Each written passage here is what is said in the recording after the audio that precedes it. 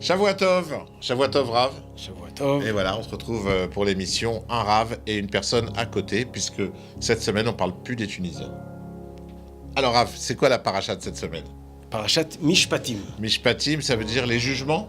Les commandements, oui, les commandements de la justice. Les commandements de la justice, ok. Et la paracha nous parle du Eved Ivri. Eved Ivri, c'est l'esclave juif. L'esclave juif, qu'est-ce que ça veut dire? C'est que si un juif, malheureusement, vole, en fin de compte, il va s'appauvrir. Contrairement à ce qu'on penserait que celui qui arnaque s'enrichit, celui qui vole, nous dit la Gemara, en fin de compte, il va devoir vendre ses biens et malheureusement, des fois, même se vendre à soi-même. Et devenir esclave pour son pour frère. payer sa dette. Deuxième possibilité qui se vend, la Gemara nous dit celui qui travaille dans la Shemitah, qui fait business avec les fruits de la 7e année en Eretz Israël. Ok, Comme donc ils sont pour tout le monde Hefker, chacun peut prendre les fruits. juste on précise, la loi de Shemitah, donc si on la terre en Israël, pendant 6 ans on la cultive, on vend les fruits et tout, la 7e année, année de Jachère, on n'a pas le droit de toucher à tous les fruits de... Par de vendre. De Chacun vendre. choisit, ça appartient à tout le monde. Chacun Voilà, prend. c'est ça. Donc celui, la Gemara nous dit, qui travaille, qui vend les fruits, en fin de compte, aussi va s'appauvrir. C'est une forme de voler la société, ce que Dieu a donné à tout le monde. Ouais. Il continue à utiliser ses fruits comme s'il était patron. Ok. En tout cas, celui qui arrive, qui vole, il risque d'arriver à se À vendre. l'esclavage, à être Voilà. Et esclave pour payer sa dette. la Torah nous dit, ton esclave, il travaillera que 6 ans. Après 6 ans, tu le Il sors. sera libéré, comme Il la sera terre. libre, comme la terre. Ok. Encore, la Torah nous dit comment se conduire envers son esclave. Tu vas te conduire bien avec lui, il va manger avec toi. L'Agma nous dit qu'il faut qu'il dorme le même lit, pas un matelas 5 cm. D'accord, donc on n'est pas aux États-Unis avec l'esclavage Des Noirs. Voilà, des Noirs qui dormaient dans des maisons à part, dans le foin, tout ça. Et là, on a des obligations Envers- envers cette personne qui doit être considérée comme une personne à part entière de la famille. Et la Gemara va jusqu'à nous dire qu'en réalité, celui qui achète un esclave, c'est lui qui devient esclave. De l'esclave. De l'esclave, puisqu'il lui doit Ouais. tout ce qu'il a. Et l'exemple de la Gemara, c'est si il a un seul coussin. Qui dort avec le coussin? L'esclave, c'était trop facile. Mais pourquoi? Parce que, Parce que si lui dort avec le coussin, l'esclave va être en dessous. Et comme il n'a pas deux, il ne peut pas qu'il soit en dessous. Alors on n'a qu'à laisser le coussin de côté personne. Mais c'est dommage, il peut en profiter. c'est péché, voilà, C'est autant péché. que quelqu'un en profite. Donc, en fin de compte, c'est lui qui dort avec le coussin. Ok, donc Voilà. si vous avez un esclave à la maison, achetez Non. 2 coussins. Aujourd'hui, d'accord. l'esclave juif, c'est que autant qu'il y avait la majorité du peuple juif en Israël, il y avait le Sanhédrin. Aujourd'hui, il n'y a pas. Ah, donc libérez tous vos esclaves juifs, vous n'avez pas le droit pour le moment. Mais la question, pourquoi la première loi de jugement, on parle de l'esclave juif? Il y a beaucoup de lois. Exact. Après, par Yitro, quand on a parlé des 10 commandements, on commence Mishpatim. La première chose, on nous parle du esclave. C'est vrai, bonne question, Rav. Et pourquoi? C'est toi qui aurais dû poser la question.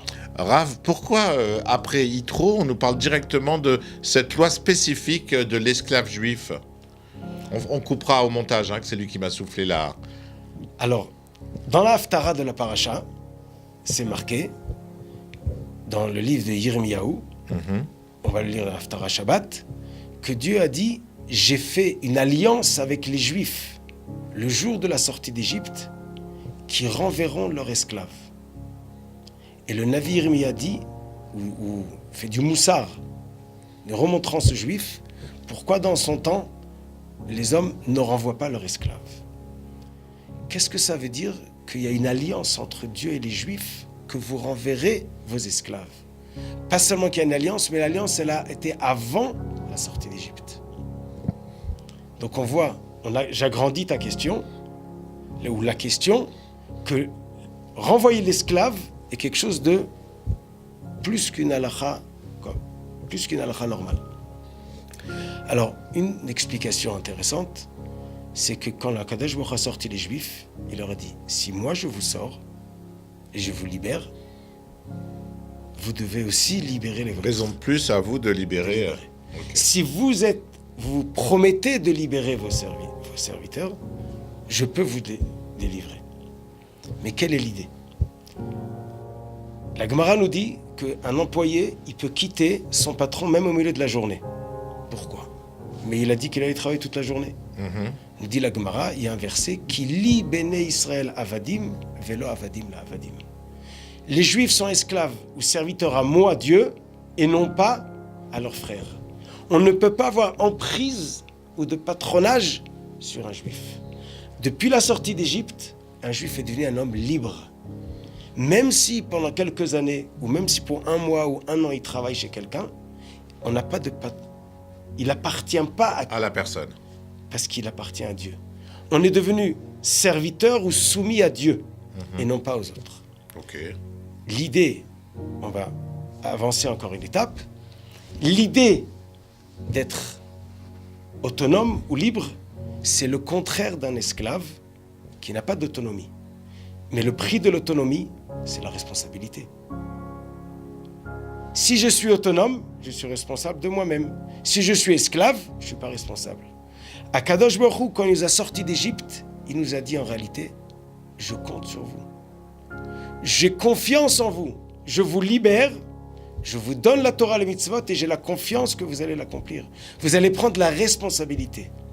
Et celui que malheureusement vole, il va arriver jusqu'à devoir être vendu. Et là, il va perdre son autonomie parce qu'il n'a pas été à la hauteur de ce qu'on lui a demandé. Et par le fait qu'il ait 6 ans chez un juif qui va bien se conduire avec lui et qui va l'honorer, même qu'il travaille chez lui, il ne va pas se conduire comme un esclave, il va le remonter sa valeur de soi-même. Et après 6 ans, on espère que quand il va sortir, il va être Plus fort.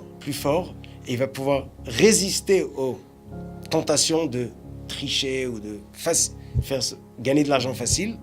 Il va reprendre la responsabilité de soi.